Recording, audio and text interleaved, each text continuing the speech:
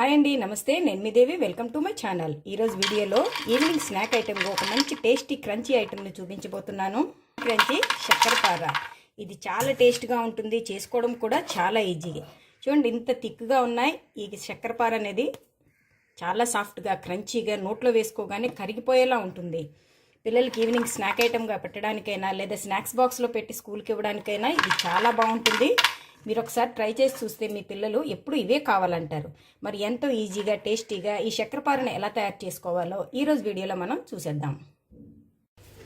చక్కెరపార తయారు చేసుకోవడం కోసం ఇలా ఒక మిక్సింగ్ బౌల్ తీసుకుని దాంట్లో 1 కప్పు గోధుమ రవ్వని యాడ్ చేసుకోవాలి. దీంట్లోనే 2 కప్పుల గోధుమ పిండిని యాడ్ చేసుకోవాలి. ఈ గోధుమ పిండి ప్లేస్లో మీరు కావాలంటే మైదా పిండి కూడా తీసుకోవచ్చు. 2 కప్పుల గోధుమ పిండి, 1 కప్పు గోధుమ రవ్వ.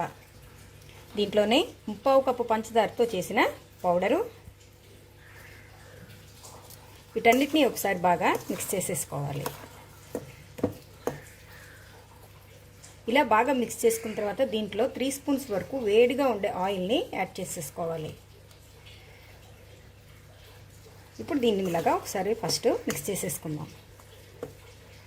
ఫస్ట్ స్పూన్తో మిక్స్ చేసుకోండి, ఎందుకంటే వేడిగా ఉంటుంది కదా, చెయ్యి కాలుతుంది. ఇప్పుడు చేత్తో దగ్గరగా కలిపేసుకోవాలి.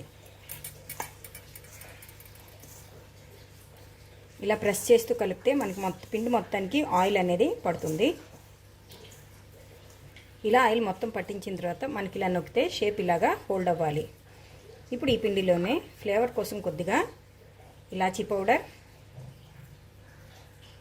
అలాగే 1 స్పూన్ వాముని కొద్దిగా ఇలా క్రష్ చేసుకుని వేస్తే ఫ్లేవర్ అనేది బాగా పడుతుంది. ఇప్పుడు మరొకసారి దీని మొత్తాన్ని ఇలా కలిపేసుకోవాలి. వామ్ అనేది కేవలం ఆప్షనల్ మాత్రమే, మీకు నచ్చకపోతే దాన్ని స్కిప్ చేసేసుకోవచ్చు. ఇలా మొత్తం కలిపేసుకున్న తర్వాత కొద్దిగా వాటర్ని పోసుకుంటూ, చాలా కొద్దిగా వాటర్ని పడుతుంది. పిండి మొత్తాన్ని మనం చపాతీ పిండిలాగా కలిపేసుకోవాలి. ఇలా మొత్తం కలుపుకోవాలి. ఇలా కలిపేసుకున్న తర్వాత, అంటే ఇలా చపాతీ పిండిలా మనం కలిపేసుకున్న తర్వాత కొద్దిగా చేతికి నెయ్యిని తీసుకొని అప్లై చేసుకొని ఒకసారి ఇలా నెయ్యి మొత్తాన్ని పైన పట్టించేద్దాం.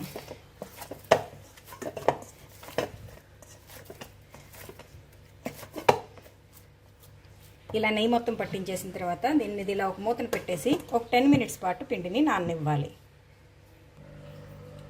ఇప్పుడు ఒకసారి చెక్ చేద్దాం. మనకి ఇది బాగా నానిపోయింది. దీన్ని మరొకసారి ఇలాగా 1 మినిట్ పాటు నీట్ చేసుకోవాలి. ఇప్పుడు ఇలా ఫ్లోర్ మీద కొద్దిగా ఇలాగా పొడి పిండిని చల్లేసుకుందాం.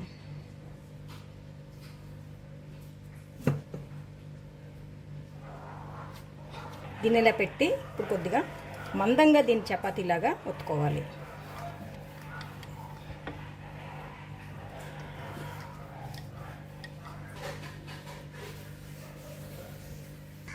ఇలా మొత్తం ఒత్తేసుకున్నాం. ఇది ఈ మందంలో ఉండాలి, ఒక 1/2 ఇంచ్ మందంలో. ఇప్పుడు దీన్ని కట్ చేసేసుకుందాం. ఇలా ఒక పిజ్జా కట్టర్ తీసుకొని అంచుల్లోంచి చిన్నగా కట్ చేసేసుకోవాలి.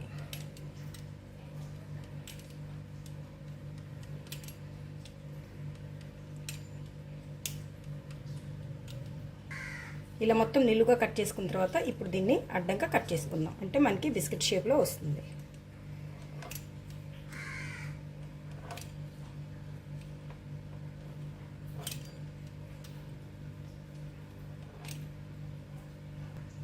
ఇలా మొత్తం కట్ చేసుకున్న తర్వాత వీటిని ఇలాగా విడివిడిగా తీసేసుకోవడమే. చాలా ఈజీగా ఇవి వచ్చేస్తాయి. ఇలా మొత్తం ప్లేట్లోకి తీసుకున్న తర్వాత వీటిని ఆయిల్లో వేసి డీప్ ఫ్రై చేసుకోవాలి. డీప్ ఫ్రై కోసం ఇలా ఆయిల్ పెట్టుకుని ఇలా గరిటలోకి తీసుకుని మనం వీటిని ఫ్రై చేసుకుందాం మీడియం ఫ్లేమ్లో. ఈ థిక్నెస్లో మనకి ఈ బిస్కెట్లు అనేవి రావాలి. ఈ చక్కెరపార ఇలా ఉంటేనే మనకి టేస్ట్గా వస్తుంది. దీంతో వేసేసుకుంటే మనకి వేసేటప్పుడు చెయ్యి కాలకుండా చాలా ఈజీగా మనం వీటిని వేసేయచ్చు. కొద్దిగా వేసుకుంటూ ఫ్రై చేసుకోవాలి మీడియం ఫ్లేమ్లో. వేసిన వెంటనే కలుపుకుండా ఇలా కొద్దిగా ఫ్రై అయిన తర్వాత వీటిని ఇలాగా కలుపుకుందాం. మీడియం ఫ్లేమ్లో మాత్రమే వీటిని ఇలాగా ఫ్రై చేసుకోవాలి, లేదంటే లోపల ఫ్రై అవ్వకుండా బయట అనేది మాడిపోతుంది. ఈ మంచి బ్రౌన్ కలర్లోకి వచ్చేసాయి మనకి. ఇప్పుడు వీటిని ఆయిల్లోంచి తీసేసుకోవాలి.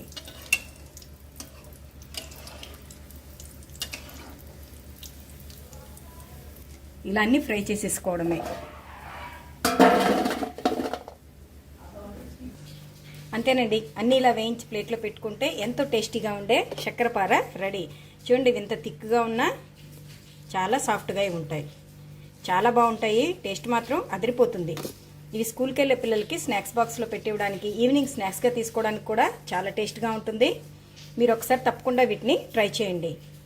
ఏంటి ఫ్రెండ్స్, ఈ రెసిపీ మీకు నచ్చిందా? ఈ రెసిపీ మీకు నచ్చితే ఒక లైక్ కొట్టి మీ ఫ్రెండ్స్తో ఈ రెసిపీని షేర్ చేసుకోండి. అలాగే మరిన్ని టేస్టీ రెసిపీస్ కోసం నాదే క్రియేషన్స్ని సబ్స్క్రైబ్ చేసుకోండి.